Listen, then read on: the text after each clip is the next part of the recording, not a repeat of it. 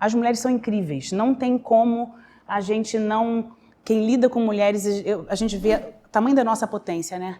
A potência feminina não conhece limites quando as mulheres têm a oportunidade de se destacar e brilhar em suas próprias áreas de excelência.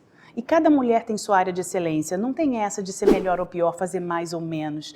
A excelência é individual, cada uma é excelente do seu jeitinho, da sua forma, no seu lugar. E nós somos muito potentes, né? Muito mais potentes do que imaginamos. E saúde da mulher, né? Saúde é aquele clássico, né, que a gente fala que não é somente a ausência de doença, é mais do que isso, né? É um bem-estar pela definição do OMS, bem-estar físico, mental e social. A gente às vezes esquece do social, do mental, e tá nessa interseção às vezes é bem difícil, né? E eu costumo falar que a mulher, ela tem macro e microciclos. Diferente dos homens, né, que passam...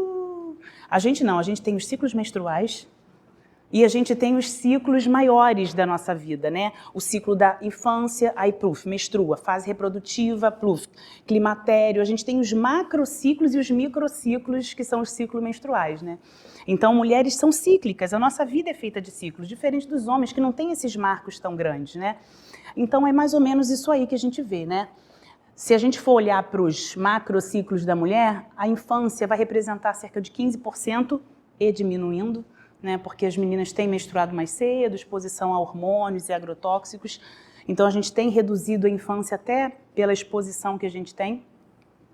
Representaria aí mais ou menos 15%, aí vem a menarca, que é a primeira menstruação, e entramos na fase reprodutiva.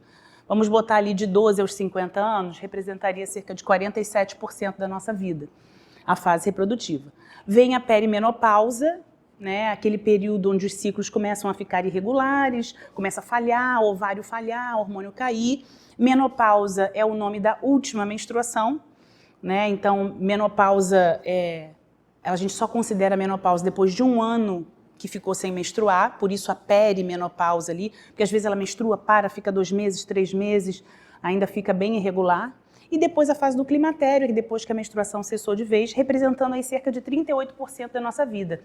Só que se a gente considerar que vai viver até 100 anos, essa fase vai representar cerca de 50% da nossa vida. A mulher vai passar metade da vida no climatério. Hoje já passa. Metade da nossa vida a gente passa no climatério. Como não olhar mais para isso? Como não olhar mais para essa mulher? Como não pensar nisso? Porque parece... As coisas estão mudando, mas parece que essa mulher ela não existe mais, né? Parece que entrou no climatério, ela desaparece, você não vê ela em lugar nenhum, ela não vê ela na internet, né? Ela sumiu do mercado de trabalho. Agora as coisas estão mudando, mas a gente vai passar metade da nossa vida nessa fase. Não tem como não olhar para isso, né? Tem que dar qualidade de vida. Então a infância, só para constar, né, é aquela fase da calcinha seca ainda, né, que não tem secreção nenhuma porque não precisa lubrificação. Tem a telar, com o aparecimento das glândulas mamárias, é o período que a gente faz as vacinações. Hoje em dia tem vacina para HPV, para muita coisa. É o momento que tem a primeira menstruação e vem sempre aquela pergunta, né? Quando levar o ginecologista, essa menina e tal? A gente recomenda, a recomendação é que ao menstruar ela tenha uma consulta com o ginecologista para ter informações e tal, mas a princípio ela só precisa frequentar regularmente se tiver alguma questão ou depois que começar a ter vida sexual ativa, né? Então, a princípio, não precisaria estar indo ao ginecologista com frequência. Depois a gente vem ali com a fase reprodutiva, onde a gente já tem, eu botei ali calcinha molhada, porque é muito comum as mulheres acharem que tem corrimento. Todas as mulheres falam que tem corrimento. Ah, porque eu estou com corrimento. E na grande maioria das vezes não é corrimento. É simplesmente a secreção das nossas glândulas vaginais. Assim como a gente tem glândula de saliva, de suor, a gente tem glândulas na vagina e elas produzem secreção. E a partir do momento em que essa mulher entrou na fase reprodutiva e ela vai ter possivelmente relações sexuais, a vagina se prepara para receber o pênis e precisa lubrificar. Então, a partir desse momento, começa a secreção. Antes não, a calcinha era limpinha, minha filha está começando com algum corrimento na calcinha. Sim, a mulher sempre vai ter um corrimentinho, gente. Não tem como, mas não é corrimento, é secreção fisiológica na maioria das vezes, né? Então, a gente tem que entender isso, conhecer o nosso corpo para entender e não querer acabar com ela completamente. Então, a gente começa então com os ciclos menstruais, início da vida sexual e a sexualidade, gravidez, filhos, várias ordens típicas desse período, ovário micropolicístico, endometriose, miomas, cada mulher com as suas questões, até o momento em que o ovário começa a falhar, né? A gente começa a ter a falha ali do ovário.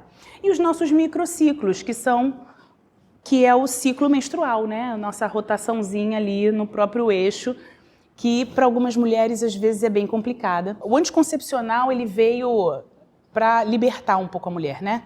Eu vejo o anticoncepcional como um marco histórico de libertação feminina. Ele foi importante para a gente poder se livrar da gravidez, né? Hoje a gente já entende que ele bloqueia nossos ciclos e que é uma castração química, não é o ideal que a gente use as pílulas, né, para bloquear os nossos ciclos. Porque os ciclos são importantes, né? A gente ovular, menstruar, e os anticoncepcionais botam a gente numa linha reta, é uma castração química, acabam com os ciclos, com os nossos ciclos naturais. Mas eu entendo que historicamente eles foram importantes, a pílula foi importante até para a gente hoje conseguir voltar atrás e pensar, não, agora eu quero entender meu ciclo, eu quero dominar o meu corpo. Então ela veio num momento em que a mulher não tinha nenhum conhecimento do próprio corpo e domínio, então foi muito importante, acredito, socialmente, mas hoje a mulher volta a valorizar a importância dos ciclos, né? E a beleza dos ciclos, dessa natureza, valorizar que nós somos seres cíclicos. As mulheres são cíclicas e existe uma beleza nisso, né? Então, a gente tem a primeira fase, que é o ciclo começa na menstruação, né? Mas a menstruação, na verdade, é o final, né? Quando não engravidou, descamou, mas para a gente conta a partir dali. Então, vem menstruação, desceu, não houve gestação, desce, depois a fase folicular, onde o óvulo é recrutado e é liberado, não havendo gravidez, a gente volta a menstruar. Então, estrogênio e progesterona numa dança linda ali, regulando isso tudo, né? E aqui é só uma figura de um óvulo sendo liberado de microscopia, que é muito legal, né? O óvulo sendo liberado, ele é pego pela trompa, e é muito interessante esse tropismo, né? Que as trompas ficam ali, e a trompa às vezes pega do outro lado, assim. Então, mas eu só tenho a trompa de cá, o ovário de cá, não tem problema. É muito bonitinho, realmente, né? É muito linda a natureza. E aí vem a fase que começam os desafios, eu acho, né? Começa o grande desafio, que é quando vem a perimenopausa, que é a fase que o ovário começa a não produzir mais hormônios adequadamente, começa a falhar. Ciclos anovulatórios, a mulher não ovula todos os meses, às vezes sangra sem ter ovulado, é um sangramento não ovulatório, os ciclos começam a ficar, os hormônios começam a ficar descompassados, os ciclos começam a ficar mais curtos, e aí começam muitos sintomas que vêm associados com choro fácil, impaciência, uma autoestima oscilante, queda do rendimento. E aí nessa fase, é uma fase de 40 mais, né? 45 mais ali.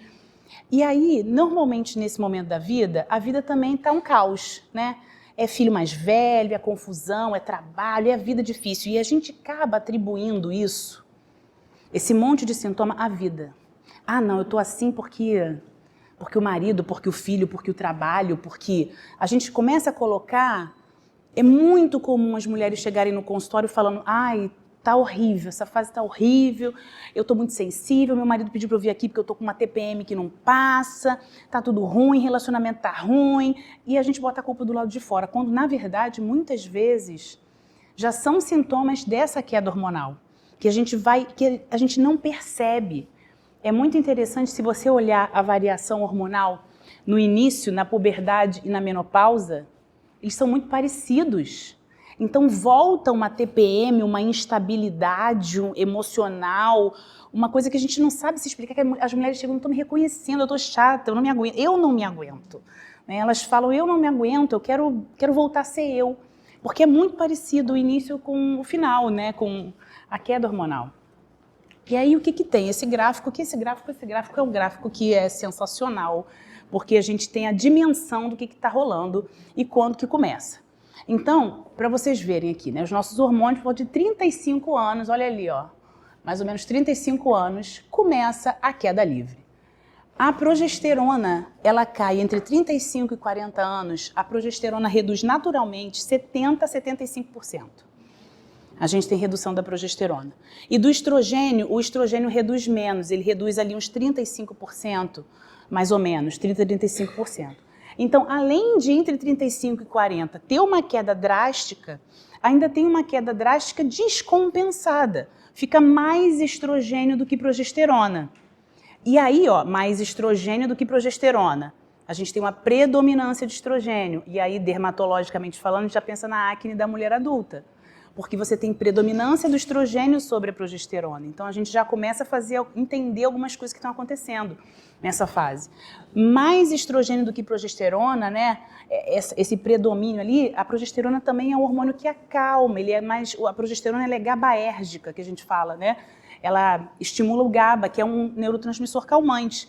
Se você tem menos progesterona, você tem uma tendência a ficar mais estressada, mais impulsiva, mais agressiva, né? Então a gente já começa a entender o que está acontecendo ali. E entre 40 e 50 anos, aí a gente tem uma queda maior do estrogênio, né? O restinho da progesterona cai e aí sim a gente acaba chegando ali no período da menopausa. Mas e esse período entre 35 e 45, que é onde cai muito, normalmente ninguém dá valor. Ah, você não está na menopausa ainda? Tá tudo normal. É aquele momento em que você fica meio no limbo, né? E as mulheres ficam meio assim, o que está acontecendo? A gente percebe que muda e não consegue entender o que muda, né? Então ali, a queda hormonal começa por volta dos 35 anos. Os sintomas podem começar até 10 anos antes da menopausa em si. Então, mas você não está na menopausa, mas você pode ter sintoma, inclusive com fogacho, onda de calor, insônia, irritabilidade, todos eles, até 10 anos antes, né? As mulheres vão passar mais de metade da sua vida com deficiência hormonal. Isso é um fato. Se começou aos 35 anos, a gente vai passar mais de metade da nossa vida com deficiência hormonal.